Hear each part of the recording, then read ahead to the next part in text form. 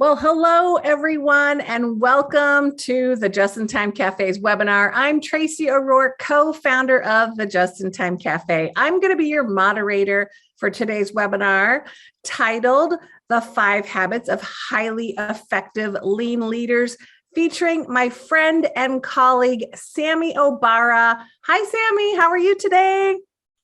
Doing fine. How about you, Tracy? Thank you so much for the invitation. Thank you so much for coming to the cafe. Let me tell everyone a little bit about you.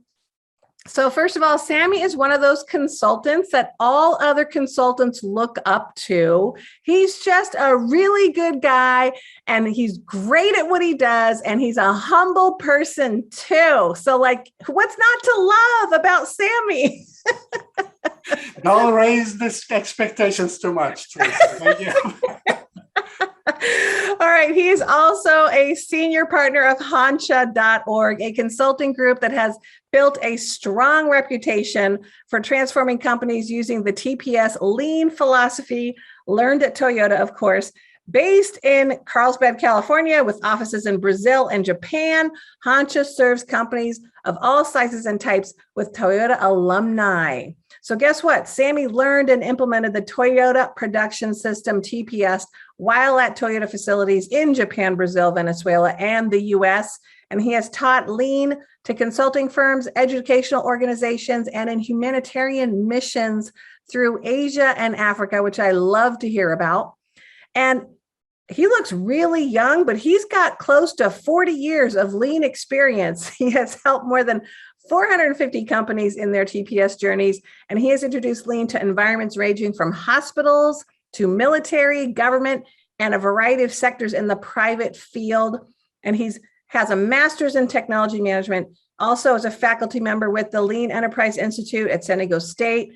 And guess what? Sammy lives in my hometown in San Diego. We just had lunch a few weeks ago. I got to see him at Costco.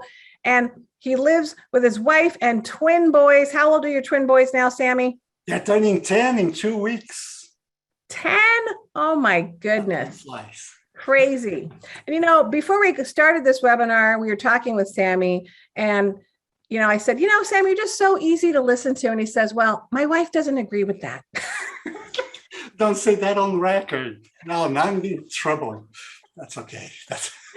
All right. So just a few housekeeping notes before I hand it over to Sammy. You can ask questions at any time by entering them into the chat area, but not about his wife. And there's also a question area that we'll be using the chat area, though. So please use that. We welcome your participation, and these slides will be available, or the webinar recording will be available on the Just in Time Cafe in the coming weeks. So if you haven't already, please join us for our first activity and share where you're from. You guys have registered from all over the world, and we'd love to know where you are right now. So go ahead and type in the chat section where you're joining us from today. So we have a friendly face, Anthony Manos from Chicago. We have Andre from Toronto. We have Michelle from Jacksonville. We have a few people from Port St. Lucie, Florida. We also have Todd from Lompoc. We have Jason from Murrieta.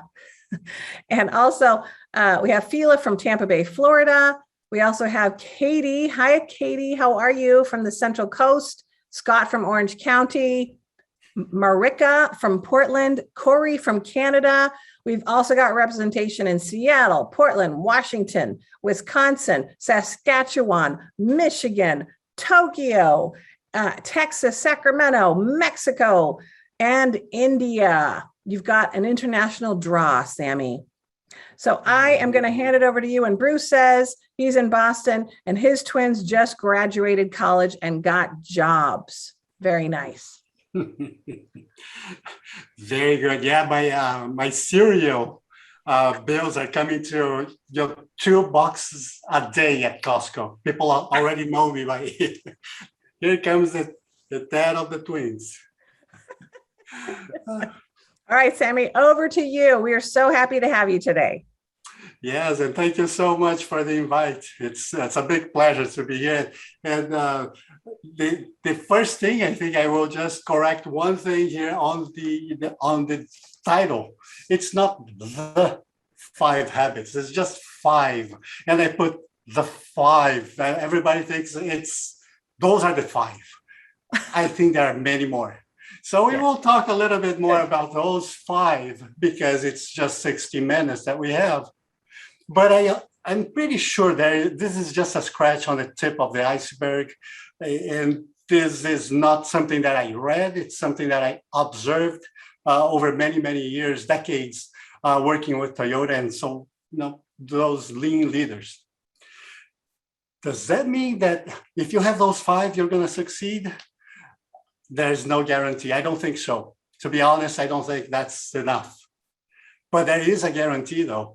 It's that if we don't have those 5, chances are it's going to be really tough to succeed as a lean leader. So let me go over this very quickly. But Honsha is, and people always ask if that's Japanese. Yes, Japanese for headquarters. That's where most of us in Honsha, we went to the headquarters in Toyota City in Japan. I lived there for 3 years, learning what I'm going to be sharing with you today. And it's .org, because 100% of the proceeds of our books, Toyota by Toyota, they go towards social support and humanitarian support all over the world. And one thing about today, I think you're going to be tired of seeing the same question popping up all the time. But it's such an important question because it's some self-reflection that I'm inviting you all to do. And that is, can you change the way you think? A lot of people will easily respond, yeah, sure. Yeah, give me a reason, I'll do it. But you will see how difficult it is. It's not something for the faint of heart. Oh, people say that old habits die hard. You remember those monkeys, the 3 monkeys, the one that couldn't see anything, the one that couldn't hear anything, the one that couldn't say anything. Now, of course, there is the 4th monkey, we are in the 4.0 digital age. The 4th monkey is that one cannot hear, see, or say anything. It's too busy. That's the new habit. I think that many of us, you probably have your cell phone, something right next to you, and put a tick mark on a piece of paper. For every time you reach to it, you touch it over the next 60 minutes. You'll see this is a habit. Yeah, it's my habit. How many of us go have dinner and 10% of that dinner, which is not eating, is not talking to the others, is checking. It is a new habit, but there's some good hope. I think the hope is that, and it comes from the American Journal of Psychology. And it says here how difficult it is for habits to be changed. We need to change our behavior. We need to change the way we think. And in this article, the big hope is that it says, automaticity. We can change the neuroplasticity in our brains. And in 66 days, we can have a new habit. Can you believe that? 66, what day is today? Today's the 5th. Alexa, what is 66 days from now? 66 days from now will be Sunday, October 10th, 2021. Thank you, Siri. Did I call it Siri? Sorry. So think about that, guys. October 10th, that's our new deadline. October 66 days from now, we can have acquired these new habits, probably 5 new habits. But what are those? So let's play a little game. If you have a cell phone, and if you can point your camera to this QR code, see if you can do that. We will play that. It's probably going to take you exactly to this other site here. And you can vote. What is your most important or the most important habit of a leader? It doesn't need to be a lean leader, any leader. What is a habit that all leaders should have? And you can put 1, 2, maybe even 3 different things that you think is crucial. And if you can just submit. There's a little blue button there. And if you submit, we can probably see the results coming in. Oh, listening is very important. Reflection, connecting. Very good. Keep it coming, guys. It's fun. And the larger the font size, that means the more votes or the more people were writing that same thing.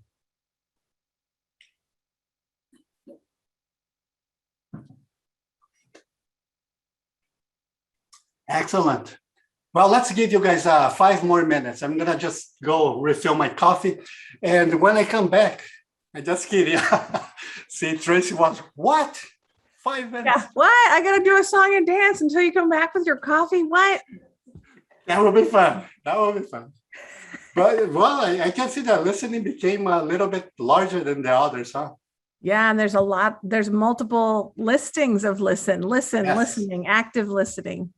Some variation to it. That's right. Yeah. And Wow, they're this is big. great. And I think leaders are, yeah, they should possess that. Lean leaders should possess that plus something else. So we're going to talk a little bit of what is this something else. And we already had 35 people voting here. Keep doing it. That's fine. We will be, this year gets collected, and then maybe at the end, we can even have some more next time we meet. We can show you what the entire thing was. Sounds good. But one of the habits I wanted to talk about is this year. They create lean awareness. And this is where that question comes back. Let's talk about self-reflection. You tell me, can you really change the way you think? So every year, twice, sometimes 3 times, Daryl Wilburn, one of the senior partners of Honsha, our friend here with Elizabeth and Tracy, they know him. He takes people to Japan, and in one of his mission trips with several different executives, and I participated in this one, Ishigaki-san, a former sensei with Toyota, was teaching us with his envelope. And he said, you know what this year is? It's an old envelope from a supplier. Toyota suppliers, they send us several correspondence, and in Toyota, we just empty that out and use that envelope to recirculate internal mail for a long time. And he was talking about this envelope for minutes and minutes. And he was showing the envelopes. And the executives, some of them, multi-billion-dollar companies, some other CEOs, owners, people from the government, military, they were scratching their heads. Did we pay all this much? We are spending this time here to see that guy telling us Toyota is saving 1 penny. So 1 cent, 1 envelope. Don't they have money to buy envelopes? And at the end, when we are just saying our final goodbyes on the Saturday after that the exhaustive week of learning, they finally, hey, I think I now understand what Ishigaki-san was saying. He was not talking about let's go save 1 cent. And we were all thinking, why would a $300 billion company like Toyota needs to save 1 cent? And they realize we need to change the way we think. That's the biggest lesson. And start thinking, why should any company at all, regardless of their size, need to waste an extra cent? And you know what is difficult? Yeah, it's a little difficult to change the way you think, but it's very, very difficult to stop thinking the way we thought forever. We've been thinking in one way for how many decades? And now we flip a switch? No, it's not that easy. So when we say, can you really change the way you think? That's how deep we are talking about. Because if you can't change the way you think, you have a slight chance to change the way others think. There is no guarantee. Oh, but there is one guarantee, that if you do not, and if you cannot change the way you think, you definitely, absolutely cannot change the way others think. So this is what we are talking about. Can you really create awareness by thinking the same way that you've been thinking for so long? Because this is not a new study. The study that was showing that only 2% of companies that are implementing lean, they succeed. That was by Industry Week, and we confirmed that with the students of many classes at San Diego State University. It is extremely rare to see a company that's succeeding 100% just because they wanted to implement lean. It's very, very difficult. Out of these 433 companies, only 7 could succeed. 98% failed. Well, how can you fail? It's almost impossible to fail if you have this abundance of TPS paraphernalia. And you have all sorts of workshops, books, all sorts of classes, consultants, and we can still fail. Toyota is today the most studied company in the world. But you know what's more abundant nowadays? Articles that talk about why TPS, lean, is failing so much. The top 10 reasons why it fails. Why is that lean is working really well in Toyota, but failing elsewhere?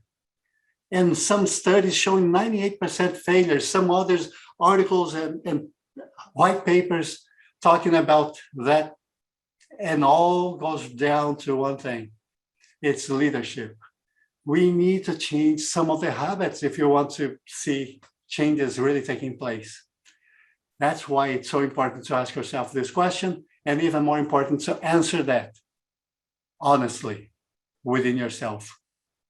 But the second, there's this habit that everybody thinks they have, but it's called sense of urgency. And now it's said that we cannot go to the Olympics. We can just, some of the people who were in the Olympics in Rio are not in this Olympics. One of these guys, you probably know him, Usain Bolt. This guy became famous. It's so amazing. Not only he broke many records, he is a runner. He broke many records, but he went to Guinness Book of World Records, not because of those records, because he was the guy who broke the most number of records in the world. It's amazing. No, it's difficult to even conceive that idea. He not only broke records, he had the most records broken, until Michael Phelps now took his place, but he was in the Guinness Book. And the interesting thing was when he was doing this interview, he explained to the reporter, and he said, yes, people say, don't do it tomorrow what you can do today. Don't leave it for tomorrow. And then he completed. And I do that because if I do it today, and if it's good, I will do it again tomorrow. That's one. But the second one was very deep. He said, man, if I do it today and I don't like it, oh, thank God I did it today, because I hate to do it tomorrow when I have less time and I'm crunched for a deadline. And that was his explanation. He said, I just practice and I do it today. I don't have this thing about just do it tomorrow. No, just do it. But just do it is for Nike. He's with Puma. And the interesting thing is that he says, just do it. We need to do it. And if we do it today. Don't wait. Now, this doesn't apply only to people, to record breakers. There is one company or two companies in this slide here. 2 record breakers I know really well because I worked for Toyota since I was 17. And I still do some work with them. We have a very close relationship with Toyota. But the other one is General Motors, as you can see here. It's another record breaker. And I know really well just because my dad worked for General Motors for his entire professional life. So we knew each other's companies really well. And what is chart is showing is that Toyota is the single only company on that quadrant, being really well managed, great leadership, and also very lean, while General Motors was in the opposite quadrant, which could raise a red flag really quick. But instead, at that same time in 2020, there was an article showing that GM was breaking records. It was breaking records on the second quarter. They had the most profits of all the other quarters. And of course, they were patting themselves on the back, sending people to with all the perks, Caribbean trips. And that was great, record breaker. But how can you create a sense of urgency when you are doing so well? Or at least you think you are. Well, 7 years later, General Motors was breaking records again. But think about that. My second favorite quote, most favorite quote from Albert Einstein was, the only thing more dangerous than ignorance is arrogance. And arrogance is defined by when we are in the status quo, we are satisfied, we are happy, we are proud. Of course, you don't want to change. But can we do that even though that McKinsey report was showing that we are not doing well? So that's when they break another record. 7 years later, this here is from the San Diego Tribune. It's a local paper here, and Tracy knows it really well.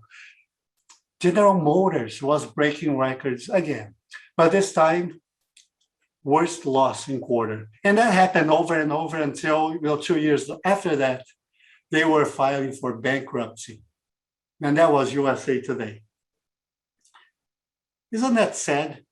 Maybe when we don't have some pressing issue, we don't have a burning platform, we don't have the sense of urgency. So don't let this happen. And leadership is the only one that can really show people we do have a sense of urgency. The third one is that leadership needs to create structure. Because, if you don't have structure, a friend of mine sent me this picture showing no structure, bad. Lots of problems. Here in my country, we don't have lanes on the asphalt. We don't have signs. We don't have traffic lights.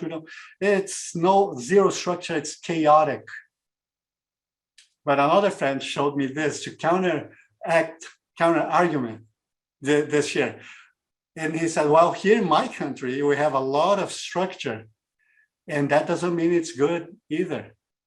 Structure doesn't mean anything. Here we have a lot of accidents in this intersection.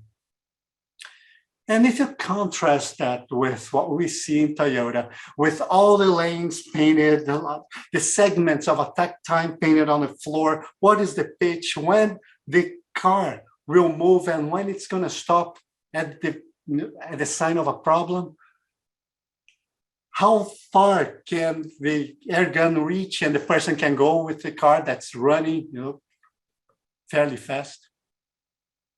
And if you add all that up, you say, wow, that's a lot of structure. Yes, that's not it. There's a lot more. You will see in many different productive areas today or 10, 20, 40 years ago, 50 years ago.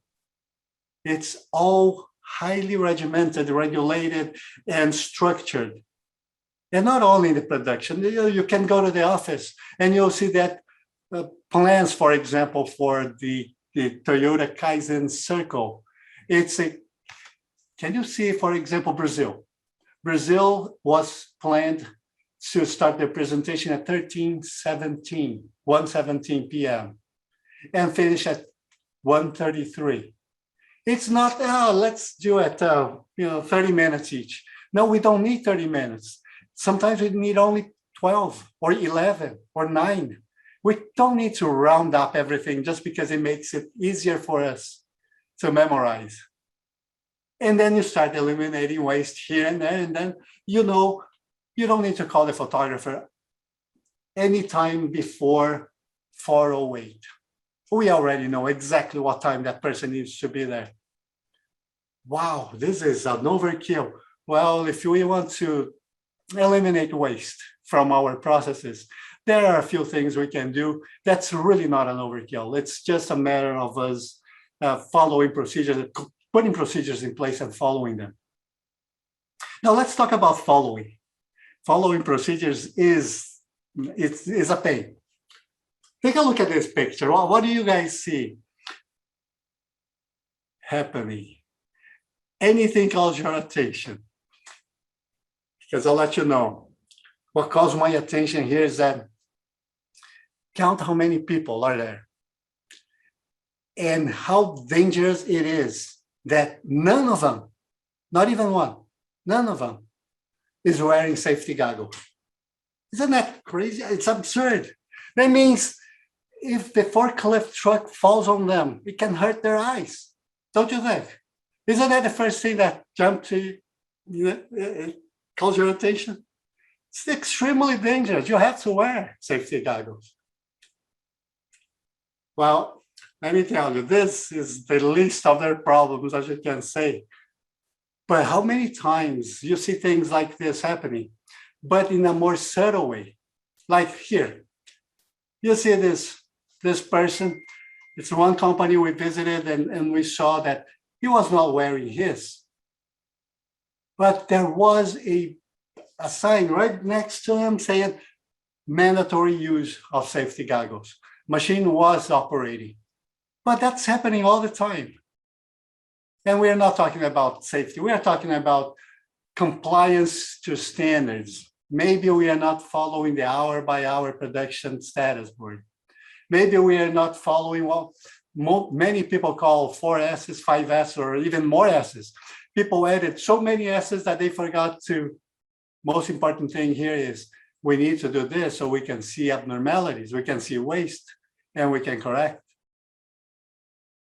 And we see that all the time. So a lot of those things are happening, even though we are trying to implement lean, but we promote those things because we don't call it per se. You know, the safety goggles, it's extremely important that you wear them. Oh, you know what? I don't like safety goggles because it's not, it's not my style. Well, it's not your style, losing your sight either. That's it's a regulate, it's mandate. It's not an option. Can you please?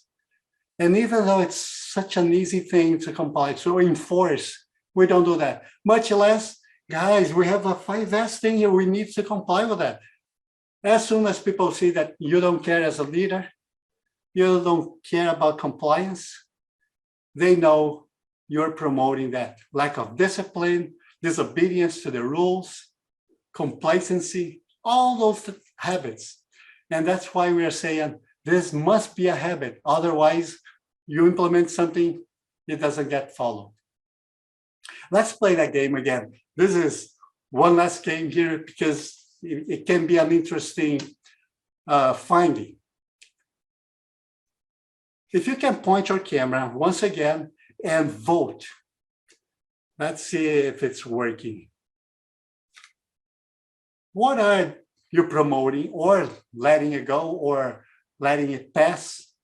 What are you not paying attention? Just mark whatever it is, and then you push submit.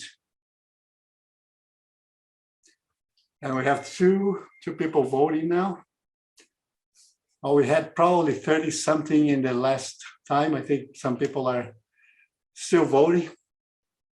And while you see that, and you can vote multiple times if you want to, but you can already have a feel for, yes, I'm promoting a lot of bad stuff. Complacency, this is one of the worst things you can do when you're trying to implement lean. You're pretty much saying, we are bringing here something that can save our companies. It can cut costs, it can put us, ahead of our competition. But if you don't want to do it, that's okay. And that's when some companies break records, losses, maybe bankruptcy. We can also see disengagement is pretty high here too. So every time we see things and we don't call the attention to that issue. We are promoting it. We are just publicly announcing that one is okay. I'm okay with that type of behavior, of habit, of waste. But I still want to implement Lean. It's my dream. I just don't do anything. So let's think about that aspect, as it's so important.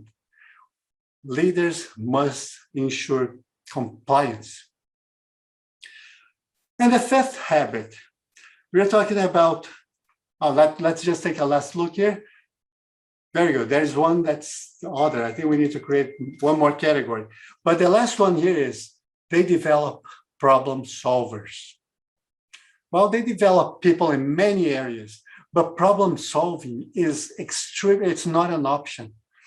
There was a story on Facebook, and I thought that was very interesting in terms of it fits like a glove.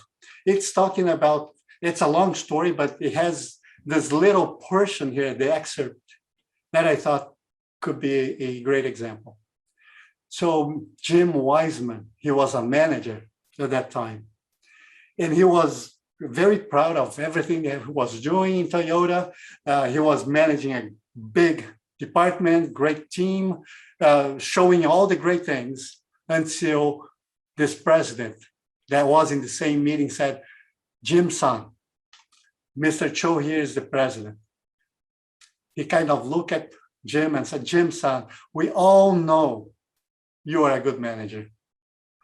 Otherwise, we would not have hired you. But please talk to us about your problems. What? But I'm a manager. I need to show you we are so good. I don't want to bring problems to you.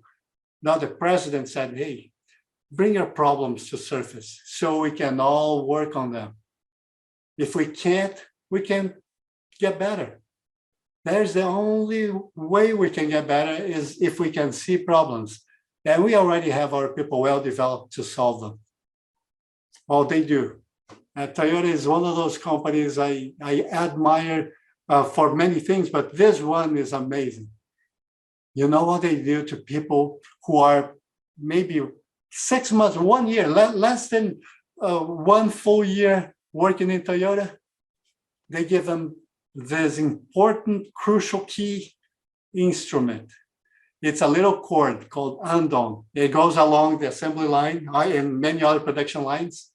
And it gives that person, even if that person doesn't have the badge of a manager, a director, a vice president, he can stop the line right away whenever they see a problem. And the problem may be, well, this bolt is not tightening. I don't know what's happening. Oh, it's loose. Oh, something is happening. I need to correct. And the line runs non-stop. It keeps running.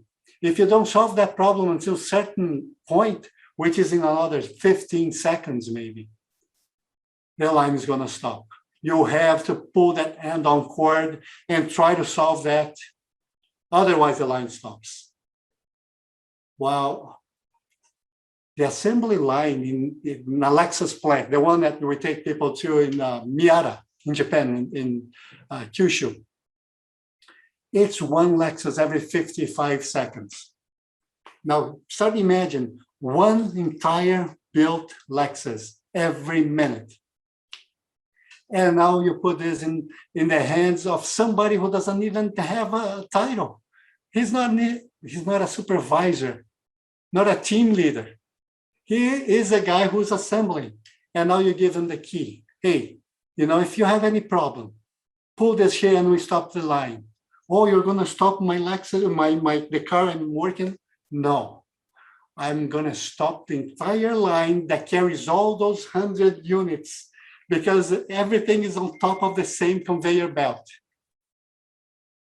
Isn't that insane? Leaving that to somebody who doesn't even have a fancy title? How come can they do that? And this is it amazes me even after Toyota was my first company that I worked, and it never fascinated me until I left, and I saw, wow, This is amazing. People just, they make mistakes, defects, and they keep producing. How come? And then I started seeing, oh, that's why you have to pull the end on cord. But here is why we say the fifth habit is so important. It's developing people to solve problems. Because in Toyota, they make problems surface so much, so frequently, and everywhere, that if you don't have that platoon of people ready to solve problems at its root cause, make sure that you standardize so that never happens again, then you're done. You're just gonna pile up problems. So this is one of the biggest lessons for me in terms of habits. And I see this happening in some companies outside Toyota. And I wanted to share this with you because I visited this one great company. They make pistachios, they grow and package pistachios here in California.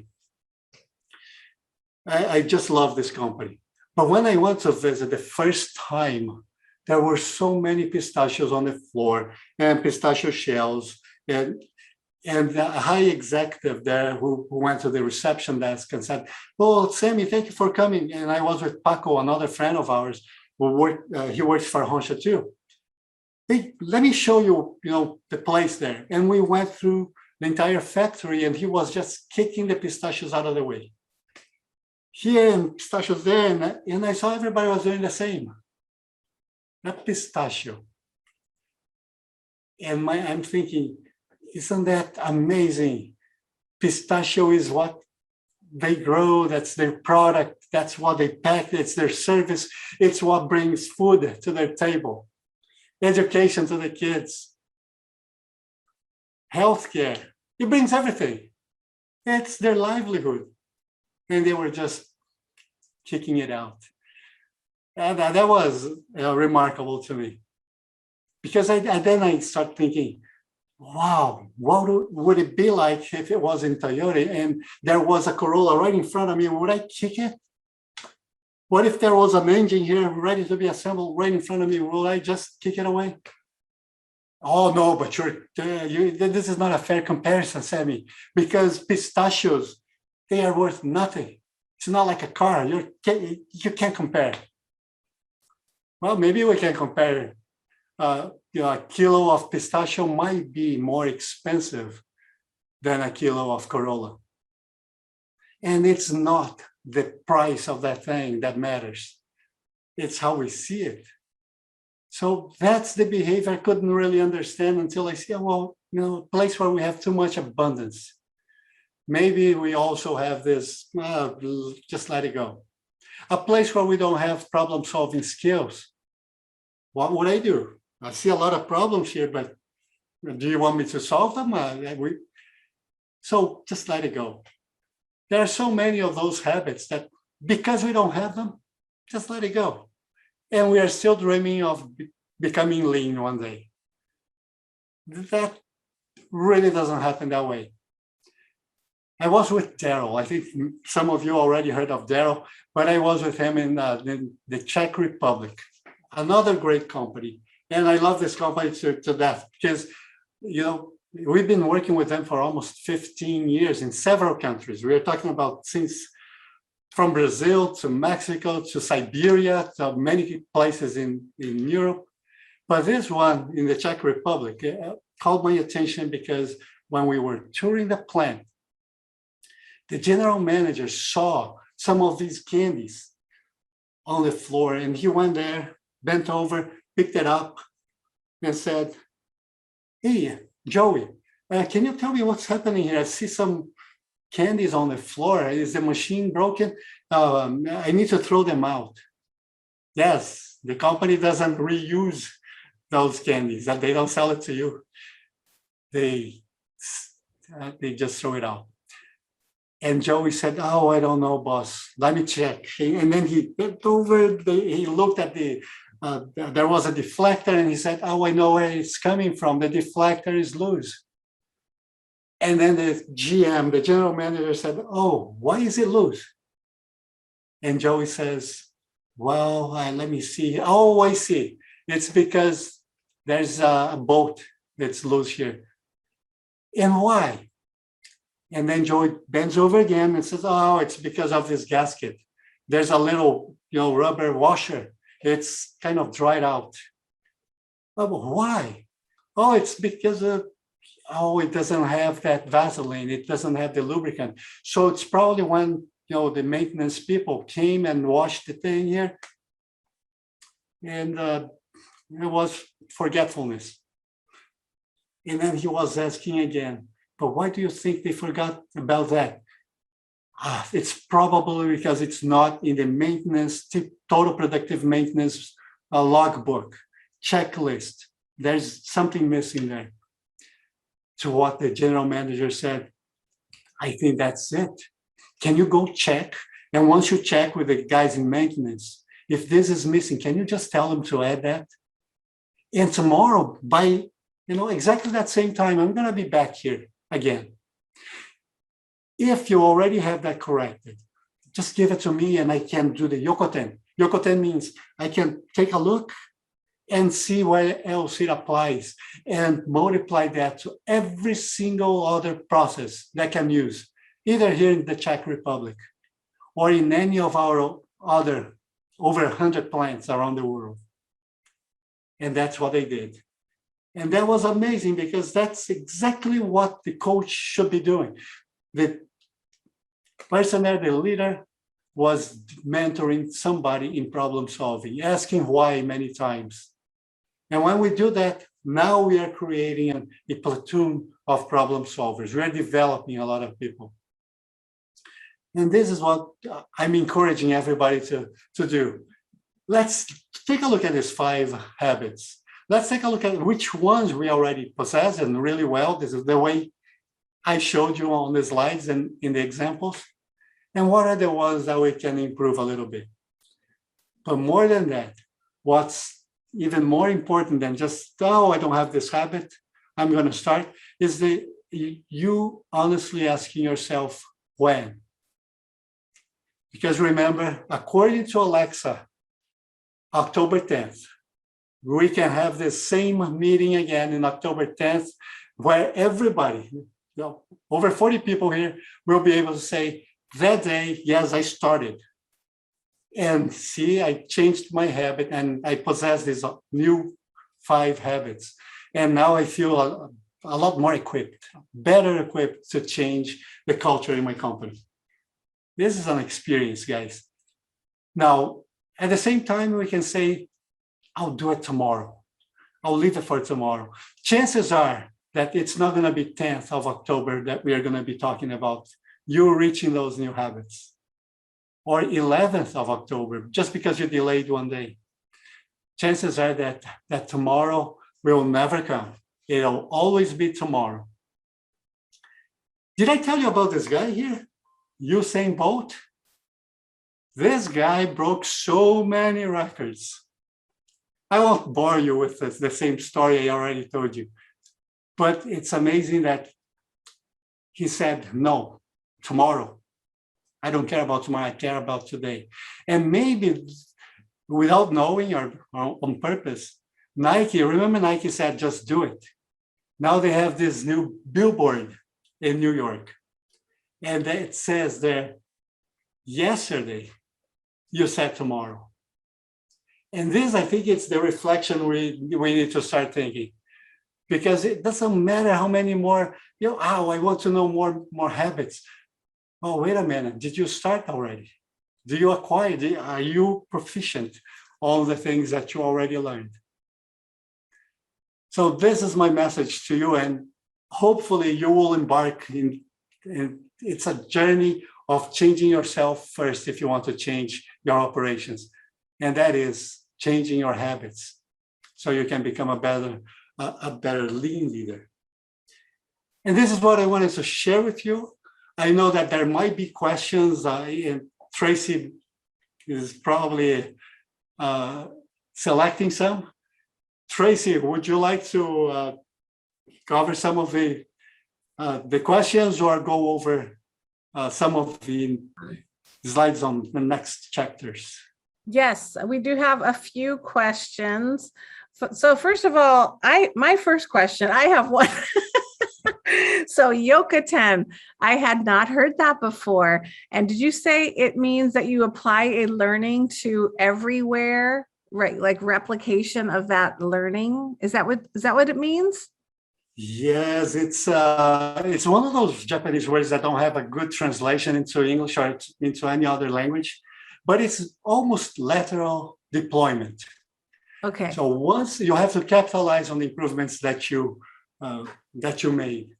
Mhm. And you know what I remember, Tracy? I think it was 12 years ago or so, the first time you came to my presentation at the San Diego World Trade Center.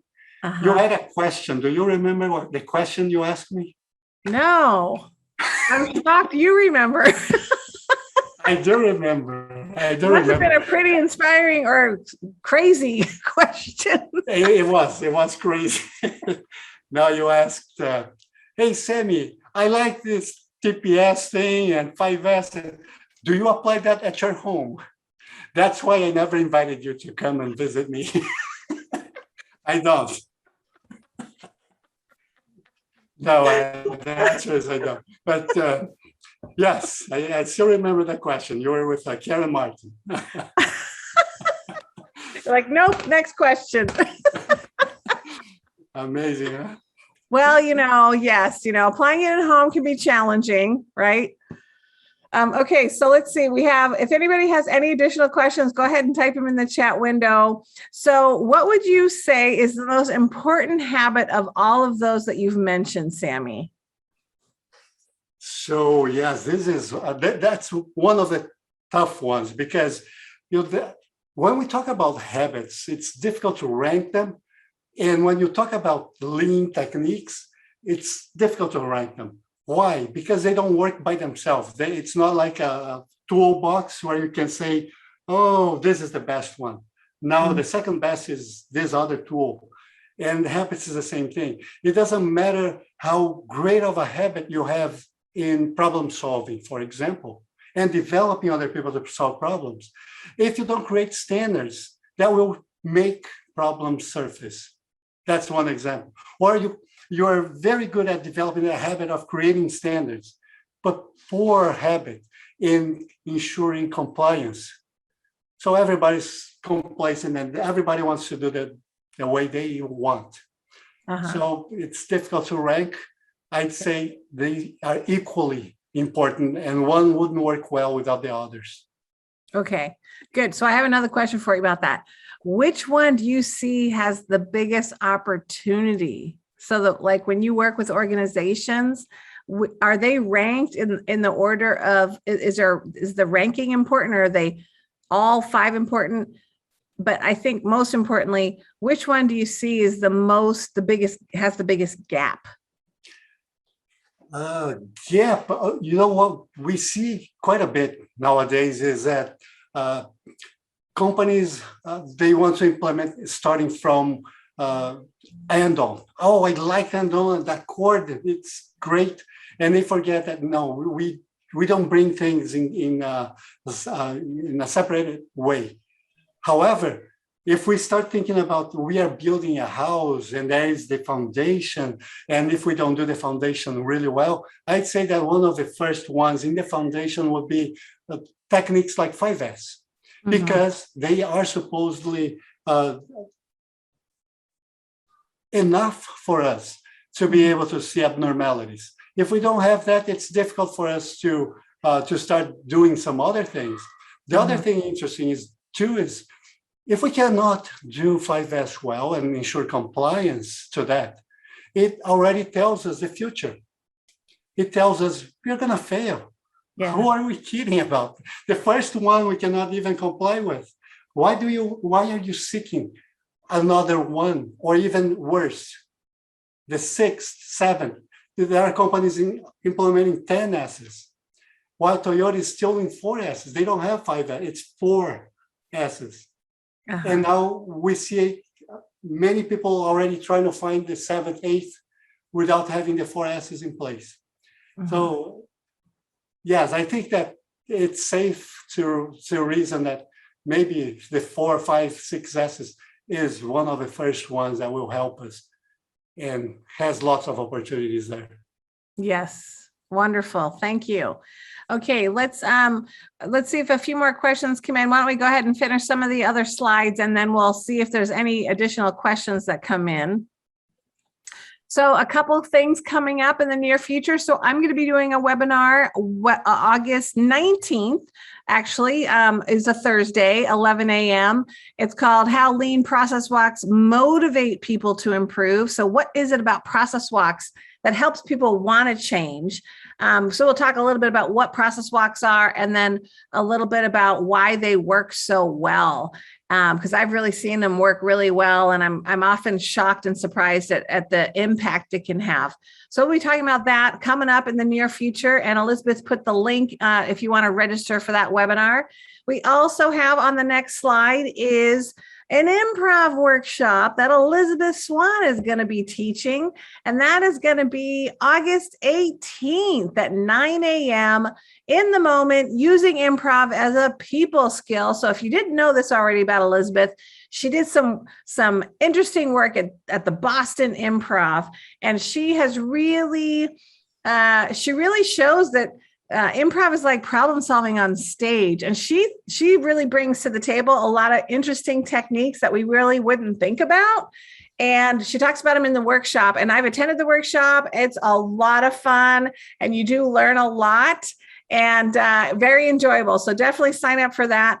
And on the next slide, I believe we talk about our latest podcast with Debbie Barnard. Sorry about that.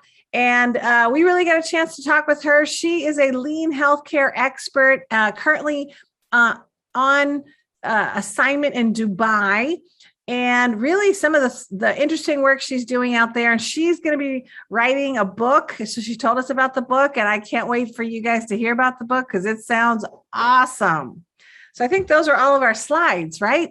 So let's see if we have any additional questions as well for Sammy. And I believe all of the links for all of those things Elizabeth put in it. You can sign up for the webinar, you can sign up for the workshop, or you can also go to our latest podcast episode. So thank you for sending those in. And so, Sammy, tell us your last change habit. Good question. It's, and I think almost everybody has this habit. Where is my cell phone now? I wanted to share with you. We got so attached to this, and I don't know if the pandemic has something to do with it, but it's amazing that now it's, we sleep with this here very close to us. We eat with this here facing up so we can get a glance without alerting the spouse that we are checking other things. But we are becoming more and more dependent on this. And to me, it's what I'm trying to do now is to don't completely turn it off while I'm doing things such as, of course, driving. My wife already bugged me too. You must turn that off. Every time it beeps, you just deviate your attention. Yeah, that I didn't do totally yet, especially when I'm driving by myself. But when I'm at the dinner table with a family, I'm trying to always turn it off unless I know there's an emergency coming up. But that was such a tough thing to break. Because every time something in the house beeps, it might be the dishwasher. Is it mine? Yeah, it's crazy. Yeah, that is crazy. So I was in a class once, and we sometimes share interesting personal fact about you. And one of the students in the class said, well, I have a dumb phone. And we're like, what? Yeah, it's not a smartphone. It's a dumb phone. And he showed it to us, and it was like an old flip phone, right? And everybody kind of laughed at him like, dude, get with the times. And then he's like, you know what? I don't want a smartphone. I don't want it bugging me. I don't want to be on it. I don't want to be a prisoner of my phone. I just want it so I can answer phone calls. And then suddenly he sounded like the smartest person in the room. So I get that. So we have another question from Tony for you, Sammy. And that is, what advice would you give about creating lean awareness? Yes, there might be several ways. The way that we always try when we go to clients, for example, is to give them some statistics, benchmarking, some case studies, where people become more aware that, oh, if I don't do anything, I might be going right where General Motors went. I can follow those companies. We can name quite a few, Atari, the company that had Steve Jobs working for them. And how come that company's gone already? They had everything to succeed. How come, Pan Am went bankrupt? Some companies are doing well, and because of that, they start feeling invincible. And then that's when awareness becomes so difficult, when we think that being great today ensures you being great tomorrow. So humility is really good. Yes, always trying to learn, maybe from other failures, other companies that didn't succeed. But yes, humility is that aspect of always trying to learn more. Yes. Okay. So my next question for you is, I'm sure people really loved your webinar about 5 habits. And it's funny that you changed the title to, instead of the 5 habits, there's more than 5 habits, but I'm going to talk about 5. So when do we get to see the other habits? Well, October 10th. What's happening October 10th? So if it takes us 66 days from now, when we start today, chances are it's going to take us until October 10th. If we leave it for tomorrow, it's not going to be October 11th. It'll probably never. If we don't start today, we will never get to that point. But I think and we have many more of those habits lined up, ready to present if there is a need. And the need is only when, we are done with those. We incorporated those already, giving you another 5. Then I promise you, you and Elizabeth, just invite me again. I have fun doing this. And let's talk about the other ones. You got it. All right. Well, I wanted to say thank you so much for joining our webinar today, Sammy. I was so excited. We had really high people, a lot of people registered for this because you're just so well known and people love the way you teach. So we are so happy to have you as a guest on our webinar. And I can't wait to go to lunch with you again sometime soon. We must. Yeah, that same place. Sounds good. Okay. So thank you for coming, everyone.